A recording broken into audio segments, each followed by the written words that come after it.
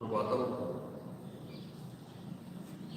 तो धीरे धीरे इस वर्ग में हम समझ रहे हैं योग की मूल संकल्पना क्या है, योग का उद्देश्य क्या है। योग का उद्देश्य है कि अपने आप को जानना, मैं कौन हूँ, ये पढ़ा हुआ जो सबसे बड़ा प्रश्न है, उसको जानने की कला यानी योग है। और इसलिए इसको उस दृष्टि से देखने की कोशिश करिए और उसके लिए पहले ईश्वर परिधान आवश्यक है। तो चलिए ईश्वर परिधान के लिए तैयार हो जाए। पीठ सीधी रखें, चेहरा प्रसन्न रखें और ईश्वर परिधान पूर्ण श्रद्धा भाव से। या देवी सर्वभूतेषु, या देवी सर्वभूतेषु मातृरूपेण संस्थिता, मातृरूपेण संस्थिता। नमस्तस्यै नमस्तस्यै नमस्तस्यै नमस्तस्यै नमस्तस्यै नमो नमः। नमस्तस्यै नमो नमः। या देवी सर्वभूतेषु, या देवी सर्वभूतेषु शक्तिरूपेण संस्थिता, शक्तिरूपेण संस्थिता। नमस्तस्यै नमस्तस्यै नमस्तस्यै नमस्तस्यै नमस्तस्यै नमो नमः। नमस्तस्यै नमो नमः। या देवी सर्वभूतेषु, या देवी सर्वभूतेषु शान्तिरूपेण संस्थिता, शान्तिरूपेण संस्थिता। नमस्तस्यै नमस्तस्यै नमस्तस्यै नमस्तस्यै नमस्तस्यै नमो नमः। नमस्तस्यै नमो नमः। या देवी सर्वभूतेषु, या देवी सर्वभूतेषु लक्ष्मीरूपेण संस्थिता, लक्ष्मीरूपेण संस्थिता। नमस्तस्यै नमस्तस्यै नमस्तस्यै नमस्तस्यै नमस्तस्यै नमो नमः। नमस्तस्यै नमो नमः। नमस्तस्यै नमो नमः। नमस्तस्यै नमो नमः। नमस्तस्यै नमो नमः। नमस्तस्यै नमो नमः। किस देगी जरा शांतता का, प्रसन्नता का, सात्विकता का भाव अंदर में जागरूक हो रहा है। और वो सबसे जरूरी है योगाभ्यास के लिए, क्योंकि योग कोई व्यायाम नहीं है, योग तो अपने आप में पद्धति है। तो चलिए फिर तैयार हो जाए ध्यान की प्रक्रिया के लिए। और फिर पहले ध्यान मैंने त्रिविक आसन का और फिर ओंकार, ये भी ध्यान है। चलिए भैया खड़े हो जाए, एड़िया मिला लें, हाथ नमस्कार में ले लें और आंखें बंद करने की अब मानो आदत सी हो रही है। एक उसमें रस उत्पन्न हो रहा है और इसलिए देखते देखते अपने श्वास प्रश्वास की ओर देख रहे हैं और उसके साथ ही प्रश्वास की ओर अधिक मन लगाया है। देखिए श्वास प्रश्वास के साथ में जुड़ने के कारण क्या हो जाता है, सबसे बड़ी बात, आप वर्तमान में आ जाते हैं और सारा का सारा जीवन वर्तमान में है। और वर्तमान में जीने की आदत योगाभ्यास के माध्यम से, ध्यान के माध्यम से की जाती है। ये सबसे बड़ी बात है। और फिर अब अधिक मन को सूक्ष्म कर रहे हैं और अंदर की ओर चल रहे हैं ध्यान की प्रक्रिया में। संपूर्ण मस्तिष्क याद कर लीजिए, अंदर बाहर से शिथिल छोड़ दीजिए। संपूर्ण कपाल, दोनों भौहें, भूमध्य याद कीजिए और शिथिल छोड़ रहे हैं। दोनों आंखें अंदर से पुतलियों के साथ में, पलकों के साथ में याद की। दोनों कनपटें, आंख और कान के ऊपर का हिस्सा बाह्यता और अंदर से याद किया, शिथिल छोड़ा। दोनों कानों को बाह्यता दिखा है लेकिन कान तो अंदर है और अंदर की ओर जाते हुए वाकई में गले तक उसकी अनुभूति ले पा रहे हैं। नथुने से भी अंदर की ओर जाते हुए जीवा के मूल तक देख पा रहे हैं। जीवा दंत पंक्तियां ठोकार दो गोलाकार स्पर्श दिखते हुए दोनों गालों को अंदर बाहर से ढीला छोड़ा है, मानो दोनों गाल अपने वजह से नीचे की ओर लटक रहे हैं, ऐसी अनुभूति हो रही है। और फिर हनु से लेकर खनपट तक का हिस्सा देखते हुए संपूर्ण चेहरा देखा है, और जैसे रोज आईना देखते हैं वैसे मन के आईने में अपने आप को देखने की चेष्टा कर रहे हैं। गला कंठ के साथ संपूर्ण गर्दन सारे स्नायु पुंजों के साथ में संपूर्ण रीढ़ को हर कटेर से हर कशेरु से शिथिल छोड़ रहा है, और उसके अंदर से कटीर वाले तक पीठ का हिस्सा देखा है, उसको शिथिल छोड़ा है। मन ही मन करना है, बड़े सहजता से किया जा सकता है। दोनों बगलों से दोनों कमर तक का हिस्सा देखा है, उसको शिथिल छोड़ दिया। दोनों हाथ कंधों से ढीले छोड़ते हुए दंड कोनिया प्रकोष्ठ हाथों के तलवे तलवों का स्पर्श देखा है। स्पर्शित अवस्था में दोनों हथेलियों को अपना अलग अलग अस्तित्व देख पा रहे हैं, और अब तो दोनों हाथों की उंगलियां जो मिल रही हैं उनके अग्रभागों में भी कुछ स्पंदन अनुभव में आ रहे हैं। और फिर संपूर्ण सीना देखा है, आड़े में खड़े में अंदर से बाहर से उसको बिल्कुल ढीला छोड़ दिया सारे अवयवों के साथ। और फिर आ गए हैं नाभिगंध के पास, और नाभिगंध को अंदर तक झकझोरते हुए नाभि के अगल बगल से संपूर्ण पेट गोलाकार रूप में अंतर्बाह्य शिथिल छोड़ते हुए पुट्ठों का जोड़, पुट्ठें जंघाओं को चौओर से देख रहे हैं अंतर्बाह्य, दोनों घुटनों को संधियों के साथ में देख रहे हैं, दोनों पिंडलियां टखने एड़ियां तलपाओं की 10 उंगलियां, और ऐसा सारा शरीर सर से लेकर पैर तक देखा है। शरीर को स्थिर होता हुआ पा रहे हैं, शरीर स्थिर है, मन शांत है, और इसलिए प्रसन्न अवस्था है। और ऐसे अवस्था में पूज्यपाद गुरुमूर्ति श्री जनार्दन स्वामी महाराज के समाधि के सम्मुख पहुंच गए। मनी मन समाधि स्थल को याद कर रहे हैं, उस पर अंकित स्वामी जी का संदेश स्पष्ट रूप में दिखाई दे रहा है, उसको भी मन से देख रहे हैं। समाधान है सौख्याय निरोगत्वाय जीवने योग में वाभ्यसेत प्राज्ञ यथाशक्ति निरंतरम। समाधि स्थल पर अंकित स्वामी जी के पद चिन्ह अवतार स्वरूप शेषनाग की प्रतिकृति स्वामी जी के पादांग नजर आ रहे हैं। चरण कमल, पद कमल, कर कमल, कटि कमल, रुद्र कमल और अंतोदगत्वा मुख कमल भी दिखाई दे रहा है। तेजस्वी मुखमंडल, उन्नत बाल प्रदेश, माथे पर कुमकुम तिलक लगा हुआ, स्नेहपूर्ण और आश्वस्त नयन, विस्मित वदन, गले में रुद्राक्ष और स्फटिक मालाएं विराजित, व्याजानु बाहु, कमल दलवत पांव तथा खड़ाऊ पहने हुए ऐसी गुरुमूर्ति में आशीर्वाद प्रदान करने के हमारा सारा योगाभ्यास गुरु पूजा के तौर पर सफल हो जाता है। इसी समाधान में गुरु स्तवन खुले आवाज में सुस्पष्ट सावकाश एक साथ गुरुर् ब्रह्मा गुरुर्विष्णु गुरुर्देवो महेश्वरः गुरु साक्षात् परब्रह्म तस्मै श्री गुरवे नमः। कृष्णाय वासुदेवाय हरे परमात्मने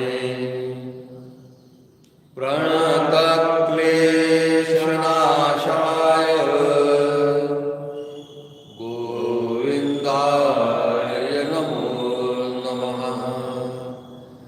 गोविन्दाय नमो नमः। गोविन्दाय नमो नमः। फिर एक बार गुरुमूर्ति के मन लगाते हुए प्रसन्न वदना गुरुमूर्ति के आशीर्वाद प्राप्त हो, भाव के साथ में धीरे से हाथ नीचे को छोड़ दें, पैर में अंतर ले लें, आंखें बिल्कुल न खोलें और तैयार होना है शरीर संचालन के लिए। उत्थित विवेकासन बड़ी महत्वपूर्ण चीज है, और उसमें जो हम संकल्प करते हैं वो संकल्प तो और भी महत्वपूर्ण है, क्योंकि कहा जाता है सत्य संकल्प दाता रहा। जैसा संकल्प करोगे वैसे वैसे कृति आपकी तरफ से होती चली जाएगी। और इसलिए अच्छा संकल्प योग रोज करने की शक्ति हम में निरंतर हमसे हो पाए, ये हम संकल्प कर रहे हैं, और उसके माध्यम से समाधान, सुख और निरोगी अवस्था, ये 3 चीजें बड़ी बहुमोल है। सब कुछ मिल सकता है, लेकिन 3 चीजों का मिलना बड़ा दुश्वार है। तो चलिए तैयार हो जाए, श्वास लीजिए, रोकिए और मूल बल लगा दीजिए अच्छी तरह से क्रियाओं को समझ गए हैं। श्वास लेके रोक के मूल बंद लगाते हुए दाहिनी तरफ लंबे कीजिए शरीर को और मरोड़िए अच्छा, और श्वास छोड़ते तो और अधिक मरोड़िए। फिर श्वास लिया, मूल बंद लगाया तो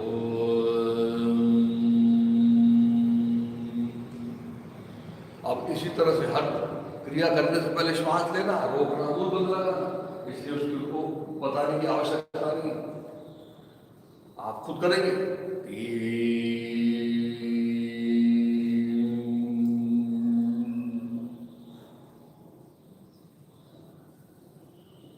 रोज उसमें प्रगति होनी चाहिए, केवल वो क्रिया नहीं है, क्रिया के साथ मन जुड़ा हुआ, अंदर की ओर झांक रहे हैं।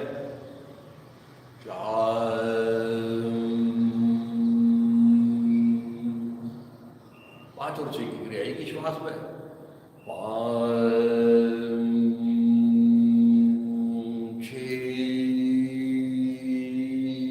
श्वास हो गया। क्रिया करने से पहले श्वास का रोकना बड़ा महत्व रखता है, और मूल बंद भी लगाना, उसके कारण अंदर के शरीर के ऊपर उसका परिणाम होता है। फिर श्वास लेके रोक के मूल बंद लगाते हुए दाहिनी तरफ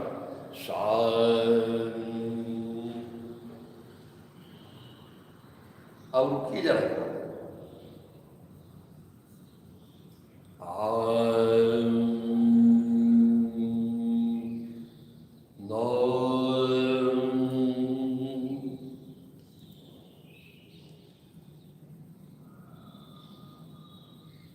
छोड़ दीजिए सब कुछ ढीला।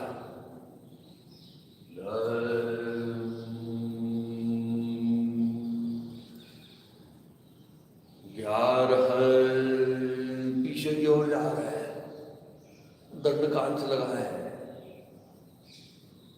मूल बंद लगाया है, 12 और अब 13 में श्वास छोड़कर 13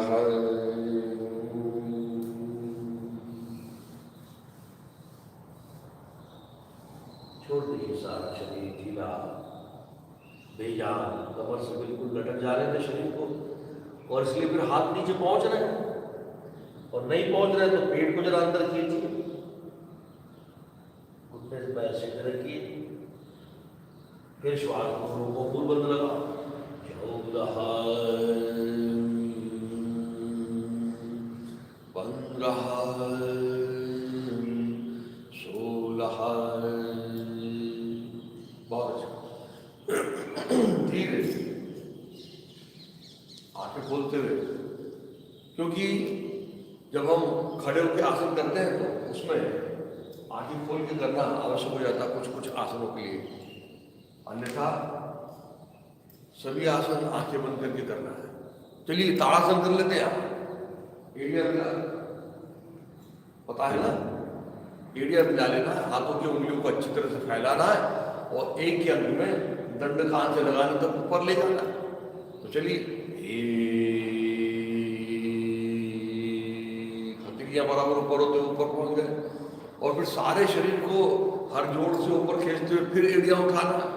तो चलिए उंगलियों को हर जोड़ से ऊपर उठाइए, फिर कलाई का जोड़, फिर कोहनी का जोड़, फिर कद्दू का जोड़, बगलों से ऊपर उठाइए, मन ले जाइए वहाँ, सीने को ऊपर उठाओ, पेट को अंदर डाल के उसको उठाओ, कमर, घुटने, टखने, एड़ियाँ, और आ जाइए ऊपर,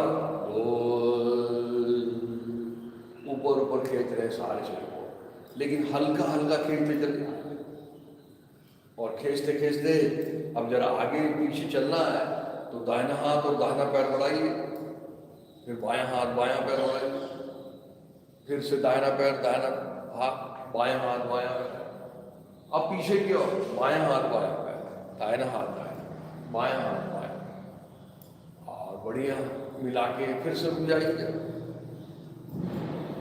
रुकने का नाम आसन है, लगी हुई ताकत का निकालने का नाम आसन है। 3 एड़ियां टिका दे, 4 हाथ नीचे ले ले, नीचे कर बैठ जाएंगे, एक यानी दोनों हाथ दोनों जंघाओं के ऊपर, तो केवल घुटने मोड़ते हुए नीचे आ रहे हैं, एड़ियां उठाते हुए, कमर से नहीं आ रहे, कमर नहीं झुका रहे, और फिर धीरे से दोनों घुटने निकाले, आराम से बैठ जाए। आज फिर से 2 आसनों की जोड़ियां सीखने वाले हैं, इसलिए आज जो हम एक्चुअली इसके बाद में जो हमने करना चाहिए वो पवन मुक्तासन है, लेकिन पवन मुक्तासन आपके लिए आज होमवर्क है। कुछ आसन आपको गृहपाठ के रूप में दिया जाए ताकि आपको खुद होके करने की आदत भी होनी चाहिए, क्योंकि जब नए आसन सीखना है, सब कुछ सीखना है, तो कुछ बार जो सीखे हुए आसन नहीं कर पाते।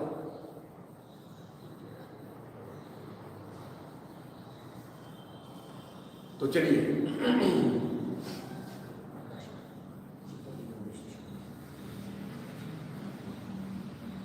देख लीजिए कैसे करते हैं। जैसे हमने सर्वांगासन और मत्स्यासन किया था, बस उसी तरह आज की जोड़ियों का नाम है हलासन और चक्रासन। थोड़ा सा फर्क है हलासन और सर्वांगासन। 3 तक की सारी प्रक्रिया जो हम करते हैं सर्वांगासन में उसी तरह से करना है। तो देखिए जरा, गौर से देखिए जरा, एड़ियां मिला लीजिए, दंड कान से लगा लिए, और अब जिस तरह से हम दोनों पैर उठाते हैं सर्वांगासन में, मूल बंद लगाते हुए दोनों पैरों को उठाना, 45 में। अब फिर से जब पैर ऊपर आएंगे तो हाथ नीचे आएंगे, 2 यानी 90 अंश में आ गए। ये तो हम कर ही रहे हैं, सर्वांगासन में भी इसी तरह से करने की कोशिश कर रहे हैं। फिर से यहाँ पे हाथ दबाना है, मूल बंद लगाना है, और हाथ का उपयोग करते हुए धीरे धीरे मन जंघा के जोड़ में लगाते हुए धीरे धीरे कमर उठाते हुए पैरों को सर की तरफ ले आना। 3, ये देखिए धीरे धीरे कमर उठा रहे हैं, हाथ को दबा रहे हैं, मूल बंद लगा रहे हैं, तो देखिए बराबर धीरे धीरे धीरे धीरे से बिल्कुल आ जाती है। झटके के साथ में नहीं करना, और फिर भी ये नहीं आता तो मैंने बताया आपको कैसे करना है कि आगे पीछे बोलते हुए फिर से एक बार आपको बता दें। तो इस तरह से इसकी ये स्थिति है हल की तरह। और अब हम क्या करते हैं सर्वांगासन में, तो यहाँ से हाथ कमर से लगाते हुए सारे शरीर को सीधा करते हैं। तो इसमें सीधा नहीं करना है, इसमें तो कमर पुट्ठों को और सामने ढकेलना है ताकि सीना ठुड्डी से गड़ जाए, और फिर पैरों को टखनों से बाहर फैलाना है और नीचे की ओर ले आना है। देखिए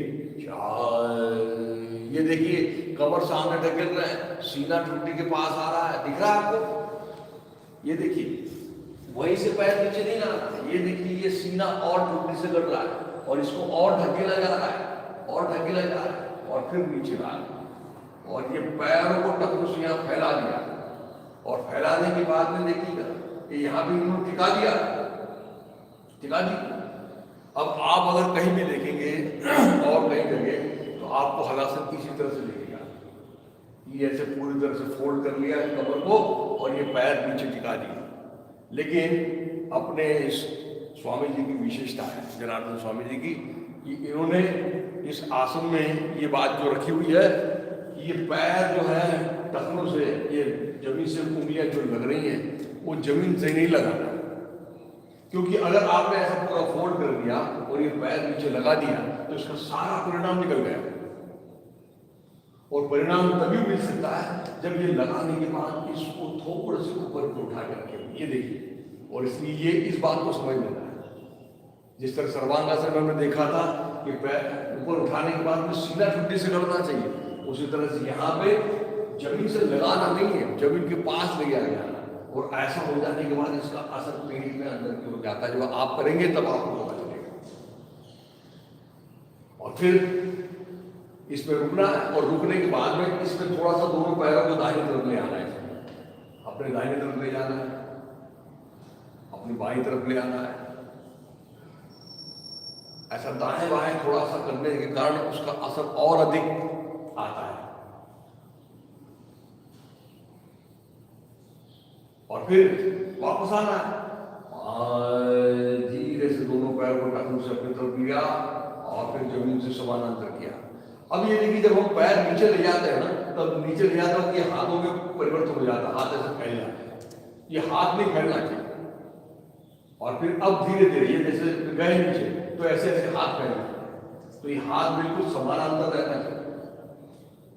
और फिर अब ये 5 मिनट ऊपर आ गए और फिर 6 में धीरे धीरे धीरे धीरे 90 अंश में पुट्ठे टिका देंगे। 6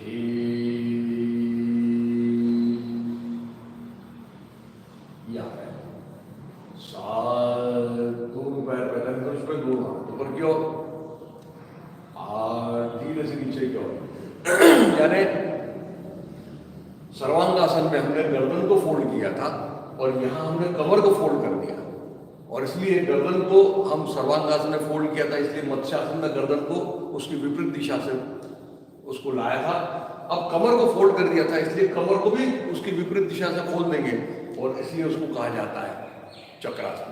देखिए क्या करना है चक्रासन। अब चक्रासन में क्या करना है, दोनों पैरों को घुटने से मोड़ना है और दोनों पैर के तलवे दोनों कुल्लों के पास में रहेंगे, और दोनों हाथ कोहनियों से मोड़ते हुए दोनों हाथ कंधों के पास में रहेंगे। देखिए ये दोनों पैर मोड़ लिए और दोनों हाथ भी मोड़ लिए, ठीक है। और ये मोड़ने के बाद अब ये दोनों घुटनों में अंदर रखना है, 1 मिनट का अंतर कम से कम। ये दोनों कोहनियां अंदर की ओर होनी चाहिए, दोनों पैर पुट्ठों के पास में चाहिए, और अगर नहीं आते तो दोनों हाथ का सहारा लेते हुए इसको अच्छे अंदर की ओर लाना है पुट्ठों के पास, और फिर हाथ रख देना। और अब शुरू करते हैं, ये पुट्ठों को धीरे धीरे उठाना, तो दोनों पैर के तलवों को दबाना, मूल बंद लगाना और दोनों पुट्ठों को ऊपर उठाना। देखिए उठाइए, ये देखिए उठा रहे हैं, उठा रहे हैं। ये हमारे लिए बहुत महत्वपूर्ण चीज है, लेकिन ये उठाते हुए ये एड़ियां नहीं उठाई, ये एड़ियां कुछ उठा लेते हैं, ये एड़ियां जमीन से लगी थी, ये पुट्ठों को उठाए। और अब दोनों हाथों के ऊपर भार देते हुए थोड़े से कंधों को उठाएंगे, थोड़ा से कंधे उठाओ, थोड़े से गर्दन नीचे लगा, ये गर्दन ढीली छोड़ी, और यहाँ जैसे ही हमने कंधों को उठाया तो गर्दन ढीली छूटना है, और छूटने के बाद में अब हाथ को और दबा दिया और कोहनियों को सीधा करने की कोशिश कर रहे हैं, और ऐसे सारे शरीर को ऊपर की ओर डाल दिया, और ऐसे सारे शरीर की चक्र की तरह स्थिति बन गई। यानी गर्दन कमर को जैसे फोल्ड किया था उसके विरुद्ध दिशा में उसको फोल्ड कर दिया, कोशिश करना है। और फिर वापस आते हुए गर्दन सीधी करते हुए पहले कंधे टिकाएंगे और फिर पुट्ठे टिकाएंगे, और फिर दोनों हाथ और पैर सीधे करेंगे। तो हमारे लिए आज चक्रासन में सबसे महत्वपूर्ण चीज क्या है कि दोनों पैर मोड़ लीजिए, हाथ और पैर दोनों। ये मोड़ने के बाद में ये पुट्ठों को उठा लेना, ये सबसे बड़ी बात। इसकी तरफ हमारा ध्यान ज्यादा होना चाहिए, फिर वो बाकी की चीजें होती रहेंगी। चलिए जरा इसको कर लेते हैं, आ जाइए आप।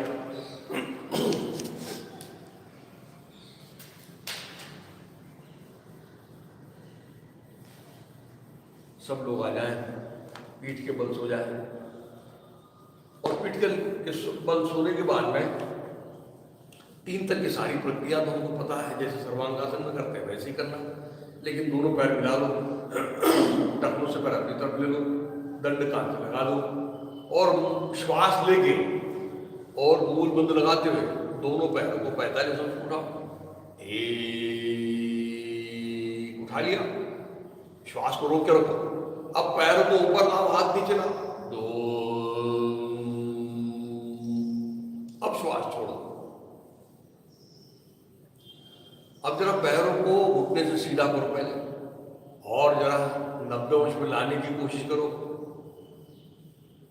और हाथ अच्छे दबाएं तो हाथों को अच्छा दबाव देके मन जंघा के जोड़ में रखते हुए धीरे धीरे पुट्ठों को उठाते हुए पैरों को सर की तरफ ले आओ। 3 कोशिश करो, और अगर नहीं जमता है तो आगे पीछे डोलने वाली बात बताई थी आपको, पवन मुक्तासन में जैसे आगे पीछे डोलते हैं, वो डोलते हुए पैरों को सर की तरफ ले आएंगे तो हाथ नीचे रख देंगे। और अब ये 3 की स्थिति यानी 135 डिग्री। अब देखिए सबसे बात महत्वपूर्ण चीज, यहीं से पैर को नीचे नहीं लाना, अभी तो पुट्ठों को और सामने ढकेलना है ताकि सीना ठुड्डे से गड़े और फिर जमीन से की तरफ पैरों के लिए आना। अब ये ढकेल रहे हैं तो सीना फिर से ठुड्डी से गड़ रहा है और दोनों पैर के टखनों से बाहर फैला दिया और नीचे तक लाने की कोशिश कर रहे हैं। और अब गर्दन कंधे बिल्कुल ढीले छोड़ दीजिए। और सबसे जरूरी चीज और क्या है, तो घुटने से पैर सीधे रहने चाहिए। अगर आपने सारी चीज कर भी ली और घुटने से पैर अगर मोड़ लिए तो कोई काम का नहीं, आसन की लाभ नहीं मिलेगी। इसलिए घुटने से पैर बिल्कुल सीधा रहना चाहिए। और यहां रुकते हुए दोनों पैरों को थोड़ा दाहिनी तरफ ले जाइए, थोड़ा बाईं तरफ ले आइए। अब देखिए ये करने के कारण क्या हो रहा है, जमीन से पैर नहीं टिका है तो देखिए जहां हमारी रिब्स शुरू होती है, हमारे जहां पसलियां जहां से शुरू होती है वहां पे गड्ढा सा पड़ता है और वहां उसका असर होता है।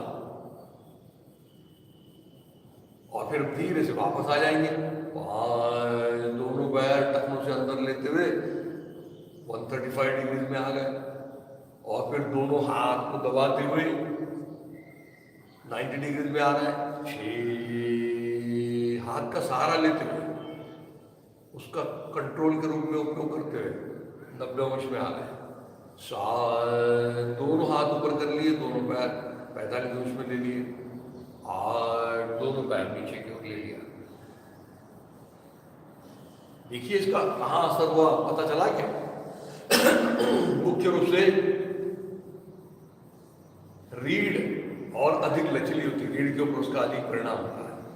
और आपने देखा होगा कि जब हम पैर सामने ढकेलते हुए नीचे ला रहे हैं तो फिर से इसका असर कहाँ जा रहा था, तो हमारे गलत ग्रंथियों के ऊपर जा रहा था, थायराइड और पैराथायराइड ग्लैंड्स के ऊपर जा रहा था, इसलिए उसका स्वास्थ्य सुधरता है।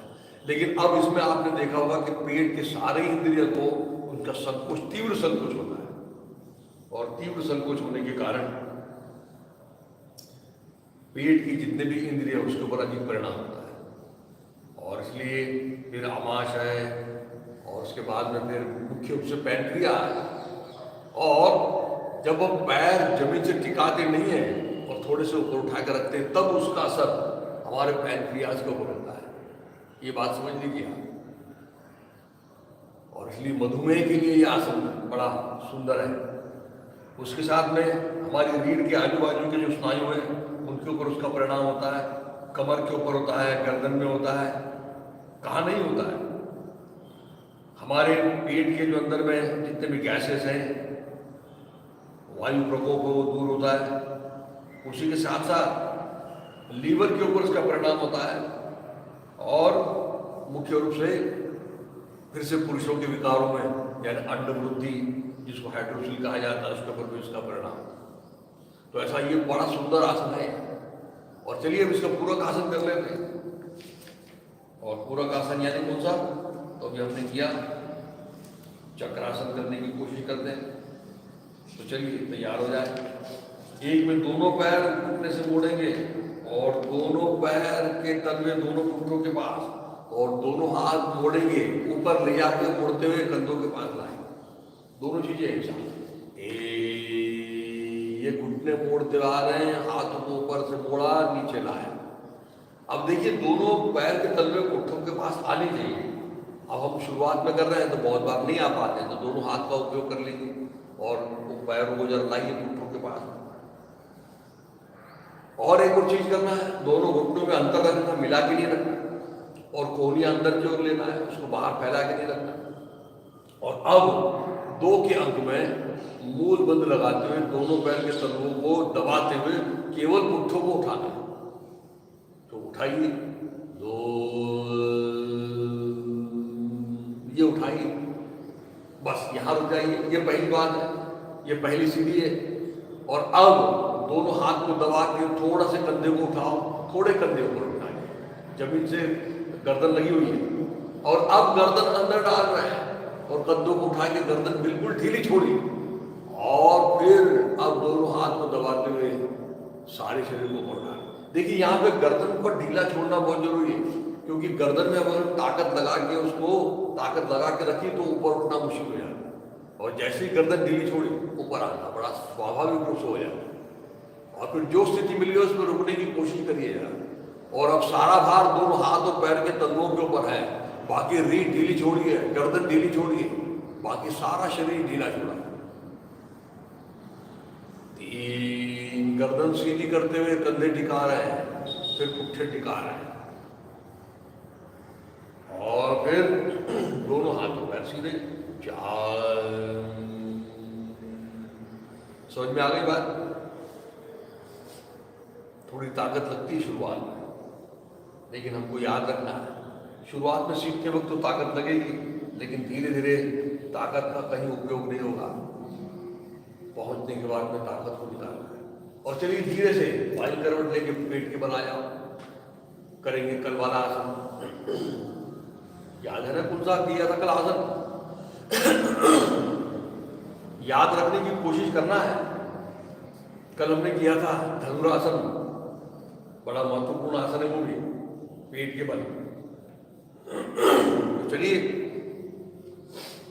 क्या करना है, पहले अर्ध धनुरासन करेंगे, यानी एक में बायां पैर घुटने से मोड़ेंगे और फिर दाहिना हाथ मोड़ते हुए पीछे की ओर ले जाते होंगे।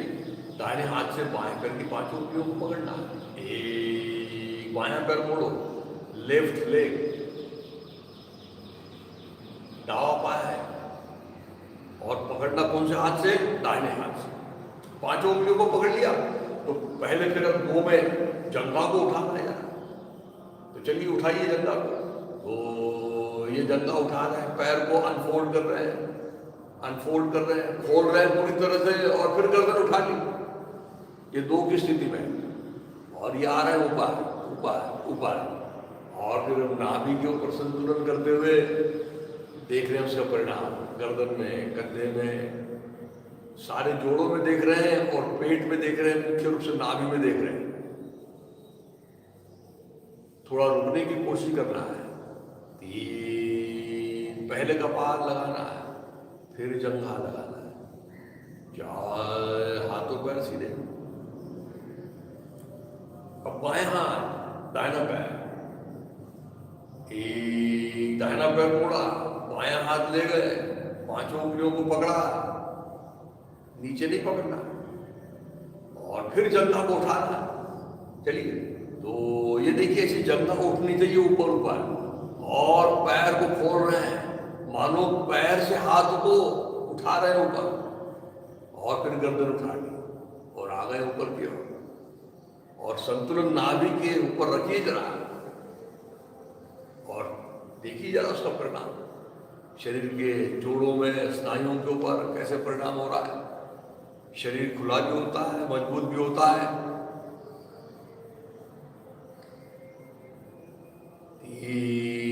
धीरे से कपाल, फिर जंघा, चार, हाथों पैर सीधे। इसको कहते हैं अर्ध धनुरासन।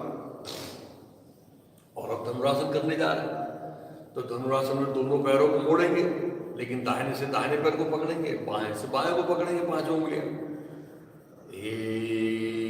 ये दोनों एक साथ मोड़े और फिर पकड़ लिया है पांचों उंगलियों को, लेकिन दोनों घुटनों को नजदीक कर लिया, मिला लिया है, क्योंकि अक्सर फैल जाते हैं घुटने, तो वैसा न करते हुए। और अब देखिए, अब दोनों जंघा को उठाना है, तो उठाइए जरा।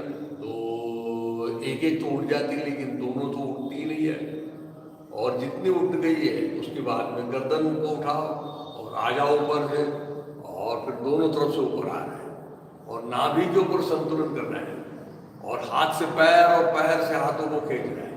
पैरों की तरफ अधिक ख्याल रखना है, पैर अनफोल्ड कर रहे हैं, और गर्दन बिल्कुल ढीली छोड़ दी और छत की तरफ देख रहे हैं, और नाभि के ऊपर संतुलन करते हुए अब इसमें थोड़ा दाएं बाएं डोलने की कोशिश करिए, थोड़ा दाहिनी तरफ, थोड़ा बाईं तरफ, थोड़ा दाहिनी तरफ, थोड़ा बाईं तरफ, ताकि इसमें रुक सके, और फिर से रुक जाएगी।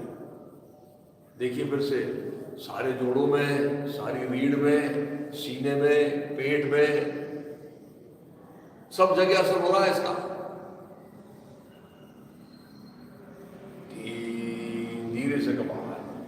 फिर जंघा, 4 हाथ और पैर सीधे कर लिए, बहुत अच्छा।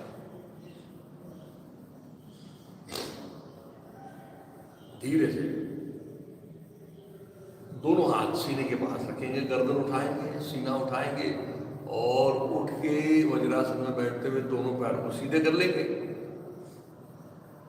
कल हमने गोमुखासन किया था। कुछ कुछ आसन को अदल बदल के करना है, लेकिन कुछ आसन रोज करने वाले, जैसे पवन मुक्तासन आज हमने नहीं किया, तो पवन मुक्तासन रोज करने वाली चीज है, शरीर संचालन रोज करने वाली चीज है, उत्थित विवेकासन रोज करने वाली चीज है। तो चलिए आज कर लेते हैं, हम आकर्ण धनुरासन कर लेते हैं, ठीक है। चलिए क्या करना है, दोनों हाथ कमर के पास में ले लिया, दाहिना हाथ बढ़ाना, दाहिने हाथ से बाएं पैर की 5 उंगलियां, बायां हाथ बढ़ाना, बाएं हाथ से दाहिने पैर के अंगूठे को पकड़ना, 5 उंगलियां नहीं, अंगूठे को। अब हाथ पहुंचे तो ठीक है, नहीं पहुंचे तो फिर जैसे जहां तक पहुंच गए वहां तक रख लिए। हाथ से पकड़ना है अंगूठों को, नहीं पकड़ में आ रहा है तो पैर को मोड़ेंगे और उसको पकड़ के अब बाएं पैर के अंगूठे को दाहिने कान की तरफ ले आएंगे। 2 मोड़ा है बायां पैर, उठाया है उसको और ला रहे हैं दाहिने कान की तरफ। और पकड़ना कैसे है पता है ना, 3 उंगलियों से अंगूठा, मुख्य रूप से तर्जनी और बीच वाली उंगली उसके बीच में उसको आकोड़े की तरफ पकड़ना है और जरा खींचिए ऊपर की ओर और गर्दन सीधी करिए, रीढ़ सीधी करते चले जाइए और कहीं तीर लगा रहे हैं, कहीं निशाना लगा रहे हैं, ऐसा सोचिए जरा और रुक जाइए जरा। रुकना जरूरी है, आपने कितना किया है महत्वपूर्ण नहीं है, हर एक जन अपनी अपनी क्षमताओं के अनुसार करेगा, हर एक की क्षमता अलग अलग है। लेकिन आंसू में प्रगति तभी हो पाएगी कि जो कुछ भी स्थिति ले ली उसमें रुकने की कोशिश कर रहे हैं और ढीला छोड़ने की कोशिश अंदर से कर रहे हैं। धीरे से दाहिना पैर, बाएं पैर सीधा किया, 4 दोनों हाथ निकाल लिए।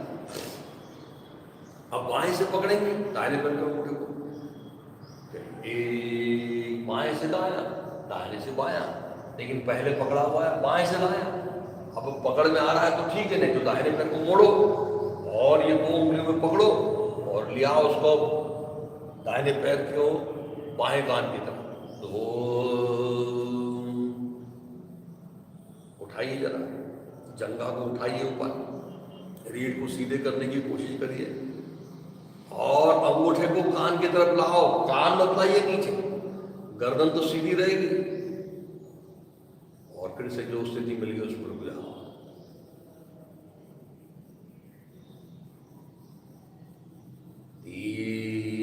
धीरे से सीधा कर लिया, 4। अब हम आसन सीख रहे हैं और इसलिए थोड़ी देर रुक पा रहे हैं, लेकिन हर आसन का समय है और आपको व्हाट्सएप ग्रुप में हर आसन के बारे में जानकारी भी दी जाती है और उसका समय भी दिया जाता है, तो हमको उस समय तक पहुंचना ये याद रखिए।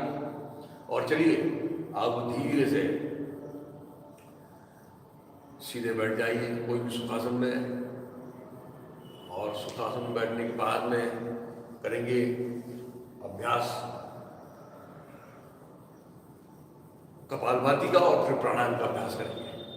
तो चलिए धीरे से कोशिश करिए पद्मासन की, और फिर दोनों हाथ से दोनों घुटने पकड़ लें, रीढ़ सीधी रखें, पेट, सीना, गला, नथुने अंदर से ढीले छोड़ें और हर कपालभाति के स्ट्रोक के साथ में गुरुद्वार का आकुंचन करना जरूरी है, ये समझते हुए कपालभाति प्रारंभ करें।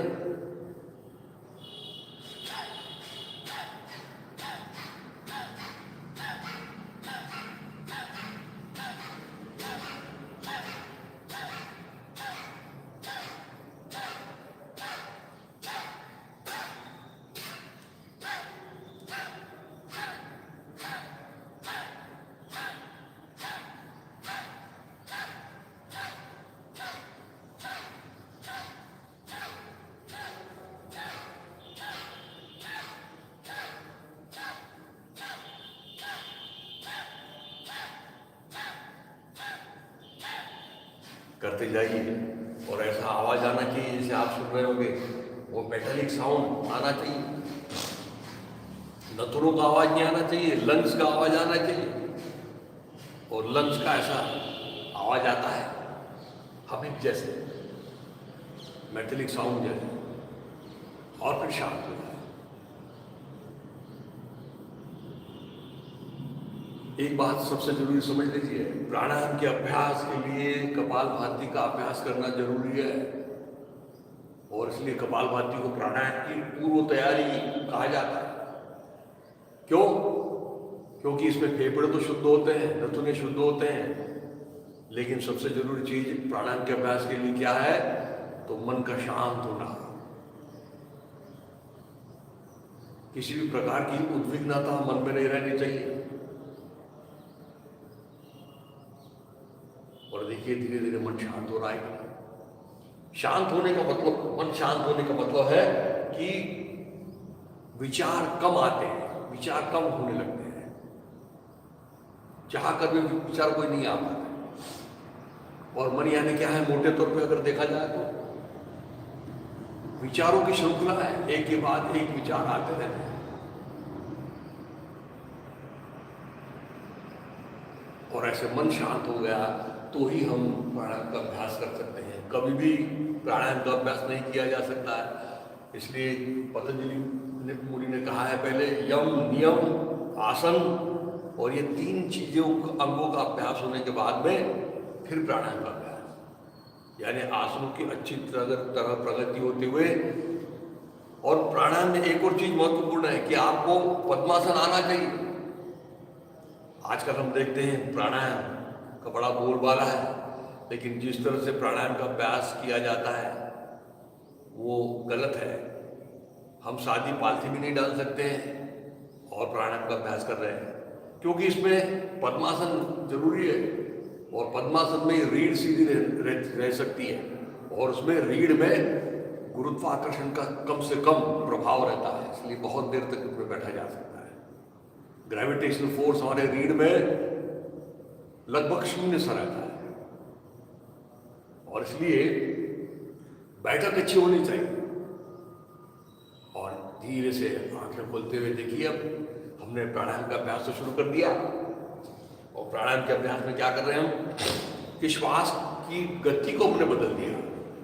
और श्वास की तरफ आने का कारण क्या है? तो श्वास का संबंध मन से है, और हमारा सारा जो बल है वो मन को, क्योंकि तकलीफ हमारे मन की है, शरीर की कोई तकलीफ नहीं है हमारे। शरीर को एक बार अगर देखें तो शरीर अपने आप में स्वस्थ है, उसके सारे इंद्रियां अपने आप काम कर रहे हैं, किडनीज अपना काम अपने आप कर रहे हैं, लंग्स अपना काम कर रहे हैं, सारी इंद्रियां अपने आप काम कर रहे हैं। उसको बाधा पहुंचाता कौन है? तो हमारा मन है। मन के जो विकार है हमारे, जिसको शरीर कहा जाता है, उसी के कारण हम परेशान हैं। जिसको लोभ, मोह, मद, मत्सर, स्वार्थ, अहंकार, ये जो अष्ट है, आठों चीजें, इसके कारण मन प्रभावित होता है। और मन का संबंध फिर शरीर के इंद्रियों पर होता है। और इसलिए मन से शरीर को जानने के लिए मन श्वास के माध्यम से मन को जान रहे हैं। और इसलिए क्या किया हमने कि श्वास प्रश्वास की गति को बदल दिया, कि जो 2 सेकंड में श्वास लेते हैं उसको 2 सेकंड में श्वास की जगह 4 सेकंड में ले रहे हैं। तो चलिए फिर से उसको कर लेते हैं एक बार। बाएं हाथ की ध्यान मुद्रा बना लें। अच्छा, एक और चीज इसमें समझ लीजिए, हमने अब 2 दिन से कर रहे हैं कोशिश कि श्वास ले रहे हैं और श्वास छोड़ रहे हैं, लेकिन क्या इतनी चीजें हो रही हैं क्या? श्वास लेना और छोड़ना इतनी चीजें हो रही है क्या?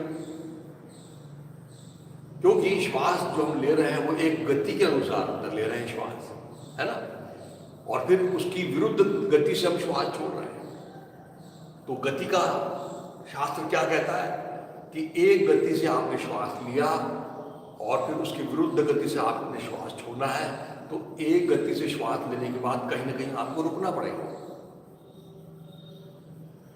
और फिर जब श्वास हम छोड़ेंगे तो छोड़ने के बाद में भी आपको कुछ तो कहीं ना कहीं रुकना पड़ेगा। जैसे आपने कोई पत्थर ऊपर उठाया, उसको ऊपर फेंक दिया, तो ऊपर जाते जाएगा जाते जाएगा जाते जाएगा, लेकिन एक क्षण उसकी स्पीड 0 हो जाएगी और फिर वो अपने आप नीचे आने लगता है। तो अंदर जाने के बाद में एक जगह कहीं ना कहीं उसकी स्पीड 0 होती है। जैसे बहुत से लोग जो कार चलाते हैं उन लोगों को पता होगा, जो कार चलाते हैं तो जैसे हमने अगर अब गाड़ी चला रहे हैं और फर्स्ट गियर में गाड़ी डाली और सामने जा रहे हैं और जाते जाते आपको कुछ अचानक कुछ चीज याद है, तो आप फर्स्ट गियर से एकदम रिवर्स गियर में डालते हैं क्या गाड़ी को? नहीं, आप फर्स्ट गियर से पहले उसको न्यूट्रल करते हैं और फिर पीछे को ले आते हैं। बस वो न्यूट्रल वाली जो बात है वही बात यहाँ पे भी है कि श्वास लेने के बाद में कहीं ना कहीं हम न्यूट्रल होते हैं, श्वास छोड़ने के बाद में कहीं ना कहीं रुकते हैं। तो श्वास लेने और छोड़ने में ये सिर्फ 2 चीजें नहीं होती है। तो श्वास लेने के बाद में कहीं रुकते हैं, श्वास छोड़ने के बाद में रुकते हैं। तो प्राणायाम के अभ्यास में ये जो रुकने वाली बात है इसको बहुत ज्यादा महत्व है। जैसे कल मैंने बताया कि श्वास लेने को कहते हैं पूरक, श्वास छोड़ने को कहते हैं रेचक, लेकिन श्वास अंदर जाने के बाद में कुछ क्षण रुकता है उसको कहा जाता है अंतरकुंभ, और श्वास बाहर आने के बाद कुछ क्षण रुकता है उसको कहा जाता है बहिर्कुंभ। तो ऐसे 4 संकल्पनाओं के साथ में प्राणायाम का अभ्यास किया जाता है। लेकिन आज हम फिर से क्या करेंगे कि एक मंत्र में लेंगे और एक मंत्र में ही छोड़ेंगे। चलिए देखिए कैसे करते हैं। आज इसमें और चेंज कर देंगे, इसलिए आप जो बाहर प्राणायाम का अभ्यास करते हुए लोगों को देखेंगे तो केवल श्वास लेते हैं और छोड़ते हैं। श्वास लेने और छोड़ने का नाम प्राणायाम नहीं है, ये बात समझ लीजिए। हम देखिए क्या कर रहे हैं, एक मंत्र में ले रहे हैं यानी एक विशिष्ट काल में ले रहे हैं, यानी एक विशिष्ट काल में जो श्वास लिया जाता है और मन के अवधान के साथ में जो किया जाता है उसको प्राणायाम कहते हैं। प्राणायाम की ये व्याख्या कहती है कि जो श्वास प्रश्वास एक विशिष्ट काल में और मन के अवधान के साथ में लिया जाता है उसको प्राणायाम कहते हैं। और प्राणायाम में एक और बात जो महत्वपूर्ण है कि जितने समय में आप श्वास लेते हैं उससे दुगने समय में आपको श्वास छोड़ना चाहिए। ये भी उसकी पहली प्रायोरिटी। पहले तो श्वास प्रश्वास की गति में बदल करना और उसके बाद में जो श्वास लिया है उसको दुगने समय में छोड़ना। तो आज क्या करेंगे, एक मंत्र में लेंगे और 2 मंत्र में छोड़ने की कोशिश करेंगे। ऐसा क्यों करेंगे? क्योंकि हम हमेशा श्वास लेते हैं लेकिन श्वास छोड़ते नहीं, समझ रहे हैं? हमेशा श्वास छूट जाता है, तो जो छूट जाता है उसकी तरफ अधिक बल दिया है प्राणायाम। तो चलिए बाएं हाथ की ध्यान मुद्रा बना लें, दाएं हाथ की प्राणायाम की मुद्रा बना लें। बाएं को बंद कर लेंगे, बंद करेंगे अनामिका और करावली से, और दाहिने से लेके एक मंत्र में, बाएं से छोड़ेंगे 2 मंत्र में। तो चलिए दाहिने से श्वास लीजिए, श्री राम जय राम जय जय राम। बाएं से छोड़िए 2 मंत्र में, श्री राम जय जय राम, श्री राम जय जय राम। दाहिने से लीजिए श्री राम जय राम। बाएं से छोड़िए श्री राम जय राम, श्री राम जय राम। दाहिने से लीजिए श्री राम जय राम। बाएं से छोड़िए श्री राम जय राम, श्री राम जय राम। अब ये बाएं से जब 2 मंत्र में छोड़ना है तो टिक ही नहीं पाते, तो उसके लिए क्या करना पड़ेगा? दाहिने से लिया है तो लेने के बाद में बाएं नथुने को धीरे धीरे खोलिए। एकदम से आप अगर खोल देंगे तो श्वास निकल जाएगा। और इसलिए जैसे नल के नीचे कोई बाल्टी नीचे रखी आपने और आपको कोई काम आ गया तो आप नल की धार कम कर देते हैं, वैसे बाएं नथुने से श्वास की धार को कम कम करते चले जाना है। इसलिए उसको धीरे धीरे छोड़ना है, रिलीज करना है। तो चलिए इसको हम दाहिने को बंद कर देते हैं, बाएं से करने की कोशिश करते हैं। धीरे धीरे समझते हुए करेंगे। बाएं से श्वास लीजिए, श्री राम जय राम। दाहिने से छोड़िए 2 मंत्रों में, श्री राम जय श्री राम जय राम। बाएं से लीजिए श्री राम जय राम। दाहिने से छोड़िए श्री राम जय राम श्री राम जय राम। बाएं से लीजिए श्री राम जय राम। दाहिने से छोड़िए श्री राम जय राम श्री राम जय राम। अब दाहिने से लीजिए श्री राम जय राम। बाएं से छोड़िए श्री राम जय राम श्री राम जय राम। बाएं से लीजिए श्री राम जय राम। दाहिने से छोड़िए श्री राम जय राम श्री राम जय राम। दाहिने से लीजिए श्री राम जय राम। बाएं से छोड़िए श्री राम जय राम श्री राम जय राम। शांत हो जाइए। इस तरह से प्राणायाम के अभ्यास में हम धीरे धीरे आगे की ओर जाएंगे। तो पहले बात तो हमको प्राणायाम क्या है चीज अच्छी तरह समझ में आ जानी चाहिए। पहले प्राणायाम के अभ्यास में उसका गति का विच्छेद किया है। पतंजलि मुनि कहते हैं तस्मिन् सति श्वास प्रश्वास योर गति विच्छेद प्राणायाम। और फिर अब आज इसमें और जोड़ दिया चीज कि एक मंत्र में लेंगे तो दो मंत्र में छोड़ना ही पड़ेगा। ये उसकी आवश्यकता है, तभी हम प्राणायाम कह सकते हैं। केवल श्वास का लेना और छोड़ना यानी प्राणायाम नहीं है। एक विशिष्ट समय में एक मंत्र में यानी एक विशिष्ट समय में ले रहे हैं और मन का पूरा अवधान है, तभी प्राणायाम हो सकता है। कल और अधिक जाएंगे प्राणायाम के अभ्यास में। बात समझ में आ रही है ना? क्योंकि अच्छी तरह से चीजों को समझना जरूरी है। और अब तैयार हो जाए कोनिया कमर से लगाते हुए ओंकार के लिए। ओंकार ये भी सर्वश्रेष्ठ ध्यान की प्रक्रिया। दोनों भवों के बीच में काषाय वर्ण की ओंकार की प्रतिमा स्थापित कर लीजिए और खुले आवाज में हरिओम कहने तक ओंकार प्रारंभ करें।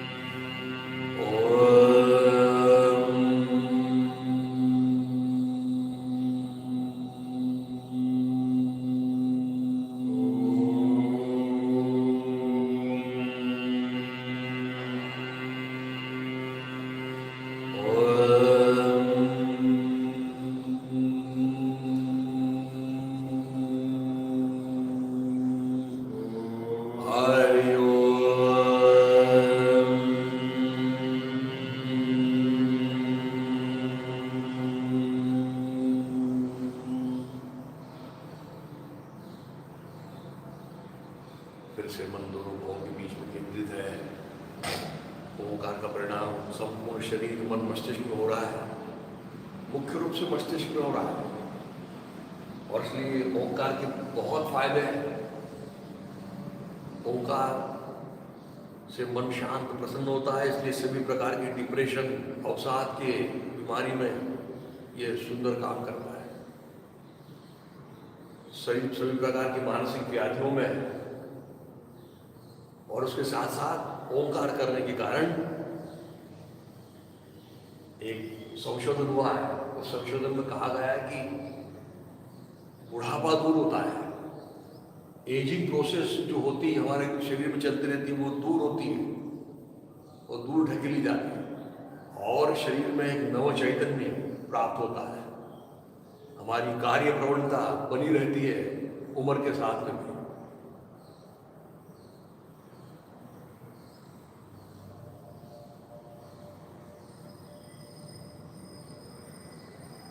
धीरे धीरे देह भार लेते हुए आंखें खोलते हुए प्रार्थना के तैयार हो जाए।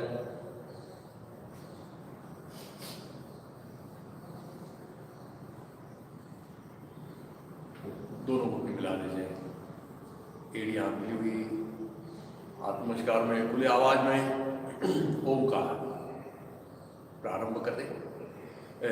प्रार्थना। असंख्यात नावे जयादेत लोक परिनित्यतो सच्चिदानंद एक जयाचा बळे चालतो हा बसारा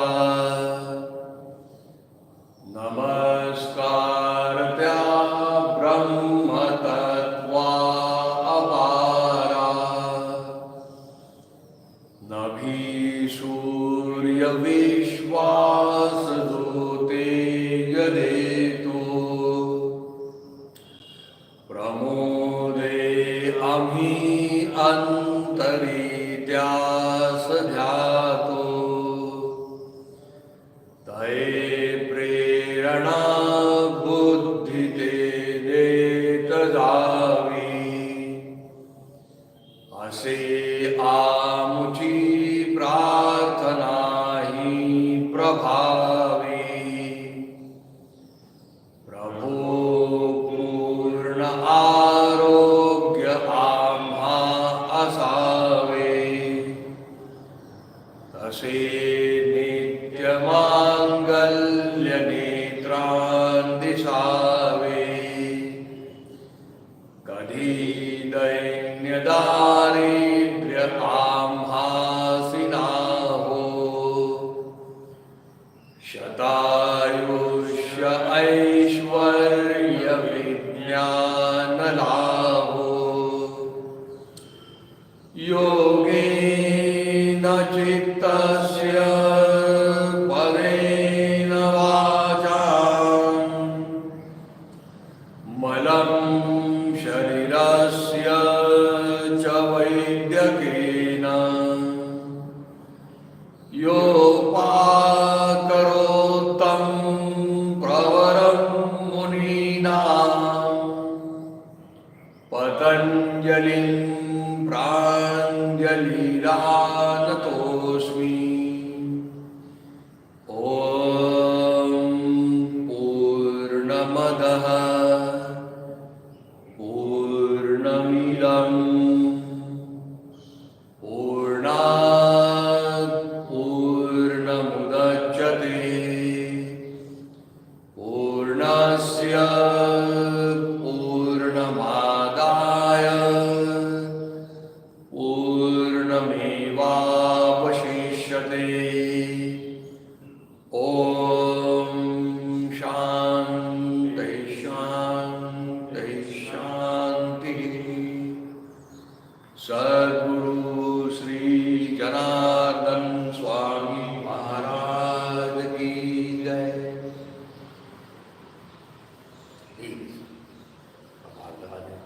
सामने की ओर। और इसके पहले कि हम आज का वर्ग समाप्त करें, कुछ सूचना आप लोगों के लिए कि जिस तरह से जनार्दन स्वामी योगाभ्यास मंडल के बारे में हमको पता चल रहा है कि ये ऐसी संस्था है जो निःशुल्क और निस्वार्थ रूप से योग का प्रचार और प्रसार करती है। तो उसी के साथ में यहाँ पे योग प्रकाश नाम का एक मैगजीन निकलता है हर महीने, जिसको योग प्रकाश कहा जाता है। वो योग प्रकाश नाम का मैगजीन हर महीने की 20 तारीख को अपने योगाभ्यास मंडल से उसका डिस्पैच होता है। तो आज ये सारा काम यहाँ के सारे लोग मिल के करते हैं। तो आप सब लोगों से अनुरोध है कि ये योग प्रकाश नाम का जो मैगजीन है, इसके भी आप लोग सदस्य बन जाएं। इसका वार्षिक शुल्क जो है वो 601 रुपये है और आजीवन 60 रुपये है। वार्षिक शुल्क 60 रुपये है और आजीवन शुल्क 601 रुपये है। तो ऐसे योग से संबंधित पत्रिका में आपको हमेशा नई नई चीज़ें पढ़ने को सुनने को मिलेगी, योग के बारे में आपको जानकारी मिलेगी। और उसी तरह से अपने जनार्दन स्वामी योगाभ्यास मंडल में जो कुछ गतिविधियाँ होती रहती हैं, अलग अलग प्रकार के प्रोग्राम होते रहते हैं, उसके बारे में आपको जानकारी मिलेगी। तो इससे संबंधित जानकारी आप www.gsu.org इसमें आपको इसकी जानकारी मिलेगी। और उसके सदस्य बनना है तो आप यहाँ मंडल में भी आ सकते हैं। सुबह 7:30 से 8:30 के दरमियान आके 9 बजे तक आके आप उसका रजिस्ट्रेशन कर सकते हैं। ये ऐसी चीज़ है कि जैसे आप अपने आप्तेष्टों को, अपने दोस्त भाइयों को हमेशा उनके जन्मदिन के ऊपर बधाई देते हैं और उसके कुछ गिफ्ट भी देते हैं, तो गिफ्ट के रूप में आप उनको ऐसे ही 1 साल की अगर सालाना या आपने उनको अगर दे दिया तो उनके जीवन में भी एक नया उजाला आएगा और उनको उसमें भी योग में रुचि उनकी बढ़ेगी। तो इस तरह से योग प्रकाश नाम का मैगजीन के भी आप सदस्य जरूर बनिए। आज यहीं रुकते हैं।